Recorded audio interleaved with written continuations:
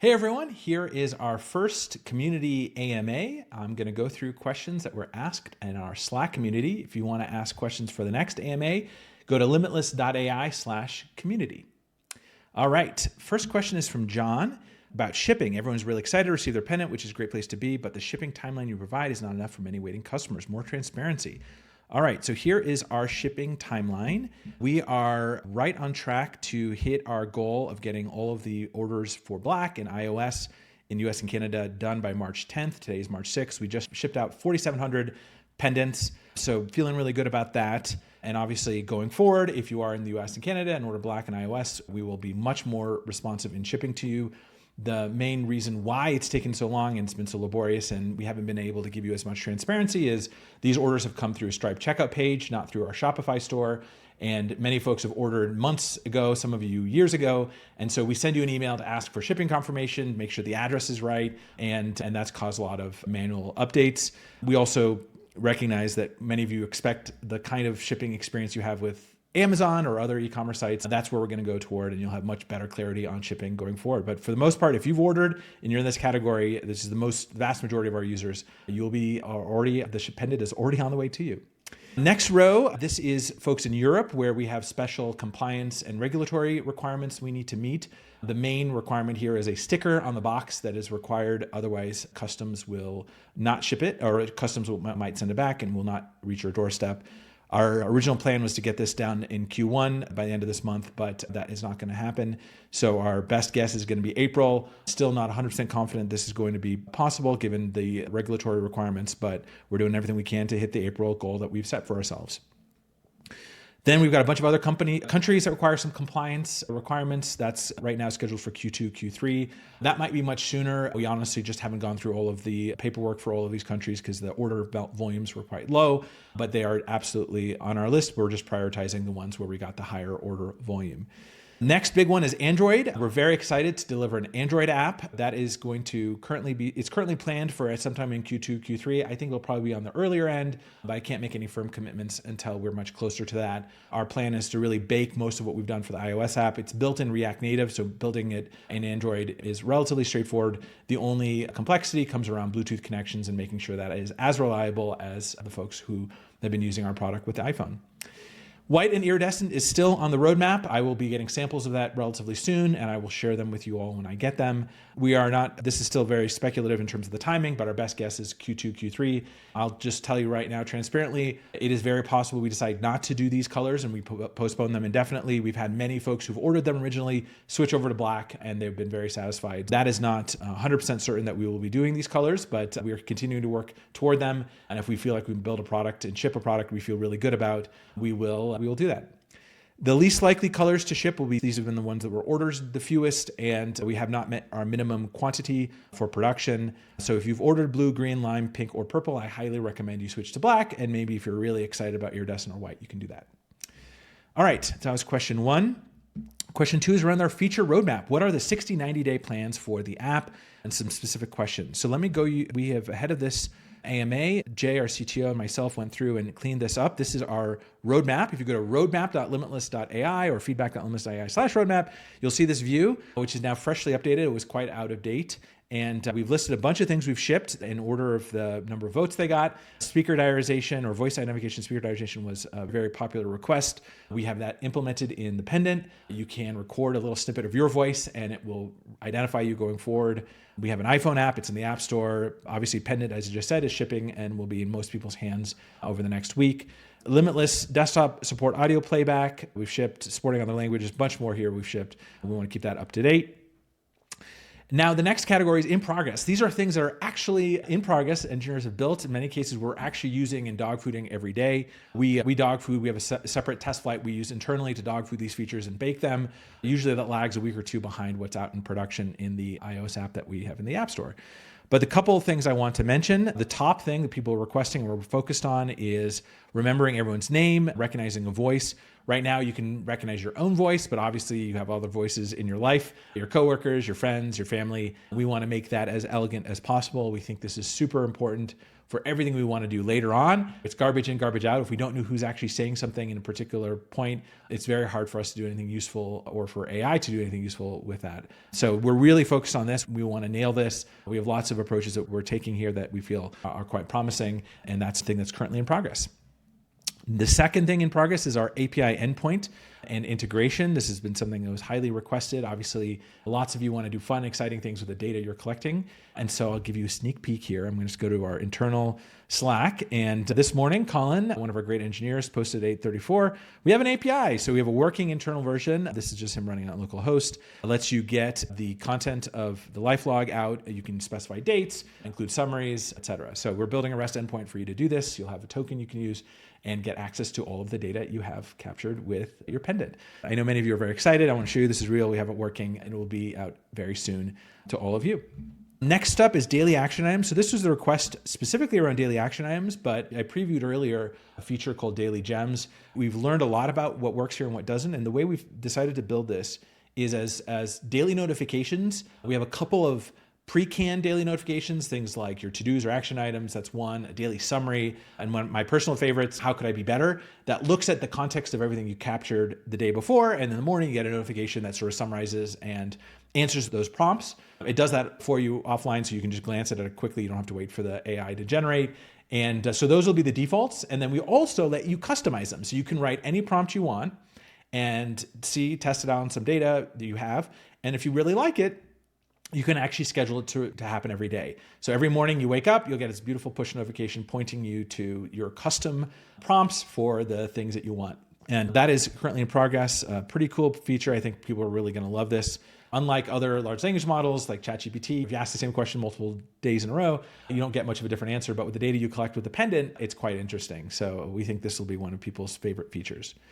Audio playback, we have this working locally. We will obviously, people are very excited about this. I think this is going to be really magical to be able to play back any specific moment of your past. And Tap-to-Bookmark, we also have it working locally. I have it working on our dog fooding build. I can just tap the button. It will star that moment or add a star to that moment. So if somebody says something interesting, you can go back to it. You can annotate it throughout the day. And that can give you a great, and it happens really fast. You hit star, you get a push notification, say, hey, we starred this moment. And then you can go back to that later.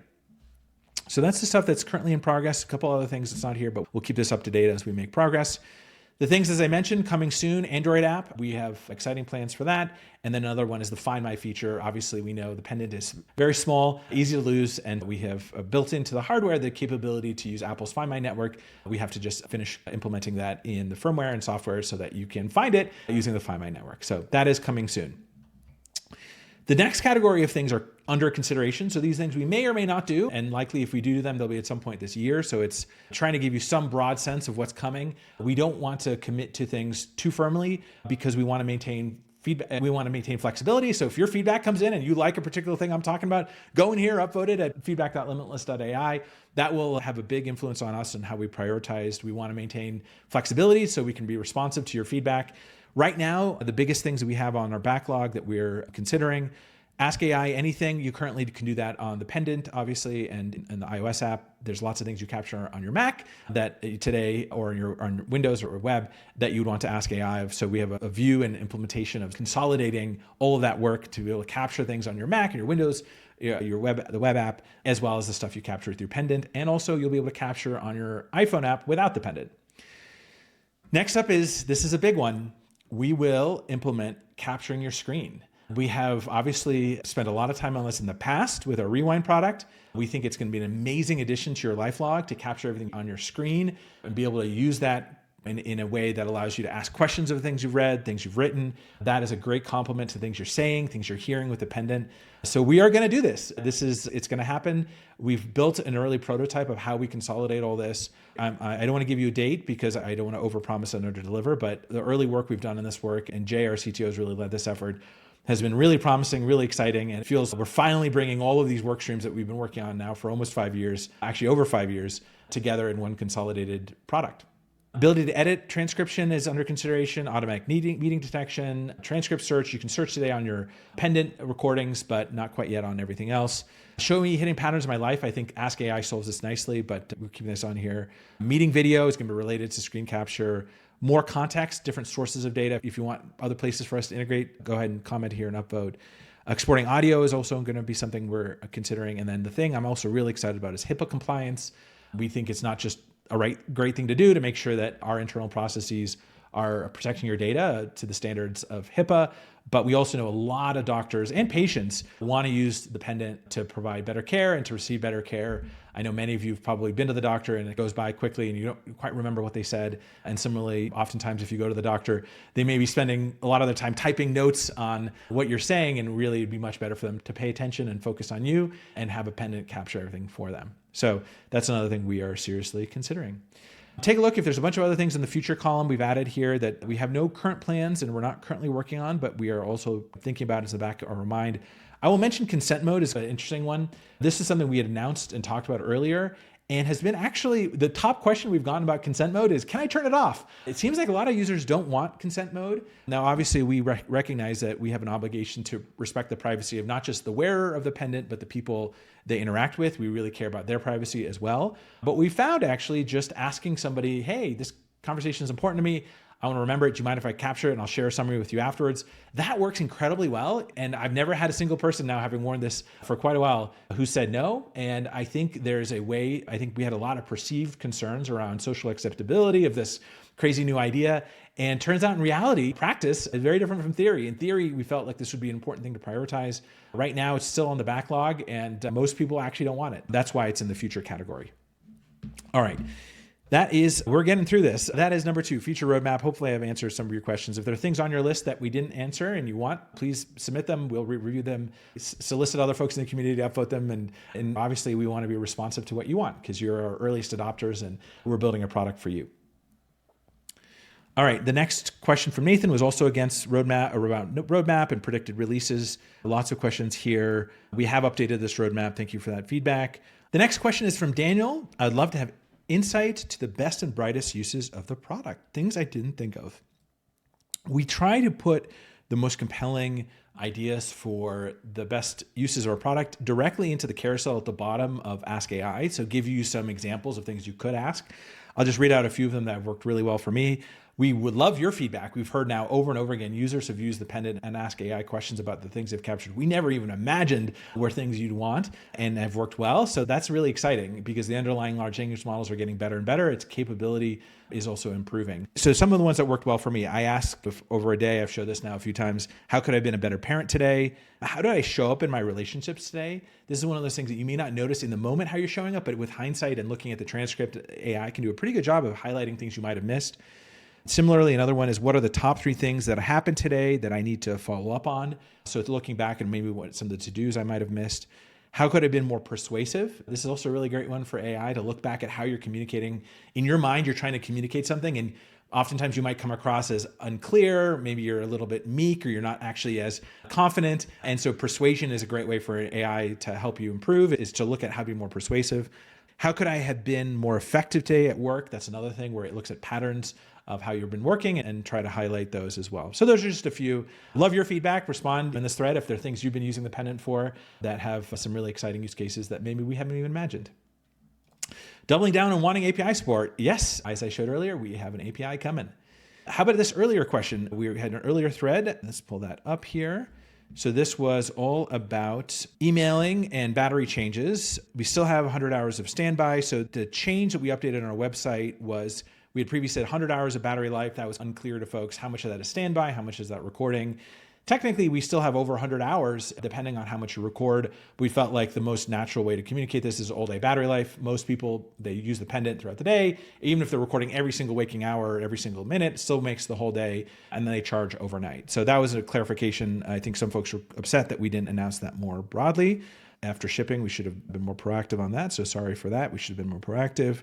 And let's see, were there any other parts here that folks wanted me to address? So things change quickly. We will definitely do a better job. That's partly why I'm doing the AMA, of just being transparent, giving you a face to the words to tell you that we are learning, we're iterating. Just like with our roadmap, we really want to take your feedback and incorporate it. And that's why it's sometimes maybe disappointing. If we say one thing, we learn something else. And it's usually because we've got new information, we've learned something, we want to communicate it. So we will do a better job of being more proactive and appreciate that feedback. All right, next question is, what has surprised you in the use cases? This is one that I touched on with some of the ways I've been using Ask AI, but the thing that has surprised me most about the use cases are the validation of how many times in our life we go through life with a horse with blinders on. I had this assumption going in that happens one or two times where maybe you missed a comment somebody made in a meeting, or you didn't quite see somebody's body language and you didn't really understand what they're communicating. But more and more now I see how all of us, not just the folks who are socially unaware, but all of us go through life not really experiencing life as it is, but our own narrow view of it. And with the benefit of hindsight of looking back at the transcript, you see all of these times where the first time you experienced it maybe wasn't quite the reality. And I analogize this to an NFL quarterback. They throw an interception in a game. When there are minutes later, they're on the sideline looking at a printout or a Microsoft Surface tablet showing that safety that they might have missed. And I think there's so many times in our life where that happens. And I think the Pendant does a great job of capturing that proactively, and then using AI, you can really identify those moments. I knew this happened occasionally. I didn't realize how often this happens throughout all of our lives. What missing features are you currently blocking this from being a mainstream of course product? I think we're pretty close. I think the biggest gap between where we are and where we need to be isn't more features. It's Mindshare. The vast majority of the world does not know we exist. The idea of capturing what you say in here, doing it proactively and always on, is a different idea. Some people describe it as creepy. I found in practice, most people, when you explain it, why you're using it, how you're using it, it actually wins them over pretty quickly, and they buy the Pendant. And so I think this is one of those things where it today seems weird and fringe, but it's only a matter of time before the vast majority of the world lives life like this. Just like I can't imagine going a day without wearing my hearing aid. I'm sure people who wear glasses also can't imagine why they wouldn't wear glasses every morning. I think the Pendant or products like it will be very similar. You can't imagine a day going without it. Touched on some of the Ask AI prompts already. Community has been clamoring for increased transparency. Hopefully this video helps. Yeah, I do have my chief of staff now reviewing every so often and staying up to date on the Slack community. I will try to do these AMAs more often, probably every other week. The voting system is broken. We're paying more attention to this. Frankly, we just weren't really paying attention to this because we're so heads down focused on the obvious things to do. But now that we've done most of the obvious things to do on the Pendant, we're going to be much more responsive to the features that have been requested and the votes for them. SLA for support, we can't promise or deliver that. We do a pretty good job right now. We have one person, I think Heidi's responded to 1,800 messages over the last few days. We will scale this as needed, but right now we've got a lot of communication going on because of obviously all the shipping that we've been doing. As many of others suggested, more transparency in the roadmap. Hopefully I did that earlier. Something like RAG coming. Yeah, so the idea behind this is, do people want to be able to search more further back in time? Right now, search and Ask AI are really limited to what can fit in the context window of the models that we're using. We do think the context windows will get larger, but we also think that it's a great solution to this is RAG, retrieval augmented generation, or even more simply trying to figure out how to put the right context into the prompt so that it can actually have what it needs to answer your question, but doesn't have more than it needs. So yes, this is definitely something coming. It may not be a traditional RAG system. There's lots of other approaches to this, but our hope is that you'll be able to ask any question at any time over any period of time, and we make it just work. Okay, so we touched this a little bit. Why are big changes like shipping delays, battery life, pricing not announced ahead of time or as they occur? We have tried to announce these as they occur, but clearly we're falling short. The Europe delays were required because of the compliance stuff. I did share a message from our head of operations with all the details of that. We're certainly open to considering a free month of Pro. Most folks understand that this is an early stage startup. We're still doing a lot, but yeah, if you're disappointed, please reach out. We removed white and iridescent for the reasons I said earlier. Right now, most people are very happy with black. As I mentioned, they have not been canceled. We are considering that as an option, given how few people have ordered it and how many people have switched over to black and been very happy. Battery life is over 100 hours, depending on how much you record in a given day. So that's why I think this ambiguity is why we updated the website to say it's all day battery. We know that you can do that if you record every single minute. And some people do that, some people don't. So that ambiguity of how much you record in a given day, I think caused some of this confusion. The price of the Pendant right now is $99. It was $59 for the pre-orders. On our website, we're running a test showing $169 crossed out, saying limited time for $99 to see when $169 is one of our competitors. That's the price of their product. So we're measuring whether or not $99 gets people to convert more likely. It is costing us a lot to build these pendants, including shipping them. We break even and sometimes lose money. Actually, the 59s, we're losing money on every pendant we ship. Our hope is a subscription helps pay back for some of that, but very much like a razor blade model. But we've got a lot of costs that we're trying to cover. It is, right now, we do think $49 a month is enough to cover the underlying cost of the models. But you can look at OpenAI. They just launched a $200 per month plan. So they obviously have some big costs they're trying to cover as well. So we're trying to run a business. We do have ambitions to actually make the prices go down over time. We are actually seriously considering that for the unlimited plan currently. If there's a way we can optimize our costs to offer that even cheaper today, we will absolutely do that. Features, yeah. So the main thing is it's really our cost. We use better models than our competitors. Those models cost money. So we're trying to build a premium product. We are not making money. We're not profitable by far as a company. So don't think it's a price gouge. It's really just trying to make hopefully some margin on every subscription. We've decided to break even on the pendants themselves. So the justification is more expensive, better models. I share the roadmap. What features are planned for the pendant? What's the timeline? I shared that as well. The timeline, this is a tough question because you've asked this now in bold and italic numerous times. And like I said, I want to maintain optionality to take your feedback and improve. We learn a lot over time. I don't want to overpromise and underdeliver and tell you something's going to be done by a date and not deliver, because obviously that I think really upsets folks. So as best I can give you timelines, I will, based off the information I have, like I tried to do earlier around the shipping. But I can't guarantee a specific thing will be done unless it's early work. Like bookmarks, I have it working. I have dog fooding, I see it, and Ask AI. Bluetooth battery standard, probably not going to do anytime soon for the battery widget. Nobody seems to be requesting that. Find My is coming, but it's the Apple Find My. Charge cap, probably not going to do. Changing notification threshold, probably not going to do. Muting, unmuting from the app, we will do. That is, lots of people are requesting it. Location history, maybe. Organizing memories using a calendar as context. Yes, we obviously, Limitless Web and Mac and Windows have the capability to get calendar as context. Lockdown. So this is eventually we will find a way to reconcile that calendar and making it useful in organizing things, and maybe location. But for now, I think calendar is a place to start. Lockdown, so employees can't see your live transcript. So it is locked down internally, so to limited folks have access to the data as needed. And this is another thing that I think HIPAA compliance will really do a good job of making sure we've crossed all our T's and dotted our I's there. What features are planned for the transcripts? Custom word support. DeepGram already supports this. Since we're using an LLM to transcribe, that's a little bit harder. I know DeepGram, which we use on the web and Mac and Windows, could do this, but it's a bit trickier with a large language model. We can consider adding that to the prompt, not currently worked on. Transparency regarding the speech-to-text model being used. It's actually a large language model. We try lots of models all the time. Right now, we're using some Google models, but as new models come out, we try them very quickly and see what works well. We may even consider some open source models as well. Your privacy policy shouldn't allow DeepGram to train on audio for lower cost. I'm not sure what that means. We do not, our underlying providers do not train on the data, and they only retain it for 30 days. We've looked at 11 Labs. Thanks for suggesting that. Audio playback is coming as well. Ask AI. So yeah, web search toggle, probably not. RAG, yes. Chat history, yes. Transparency in the model. We switch these around so often. We might add it, but I think most people don't understand the details of which model does best what. And certainly OpenAI does a total mess here of showing different models and making them understand. Right now we have a fast model. If you want quick answers, we have a slow model that takes longer. But yeah, we will try to, if it makes sense to add more transparency in the model, we will. But mostly because we're switching and trying different models, that's been not baked into the UI. Custom GPTs for Ask AI. We'll start with the notifications one and see how that goes. I don't know if the custom GPT as described or implemented by OpenAI is the right approach for us, but definitely thinking about it. Daily gems, yes, it will be customizable.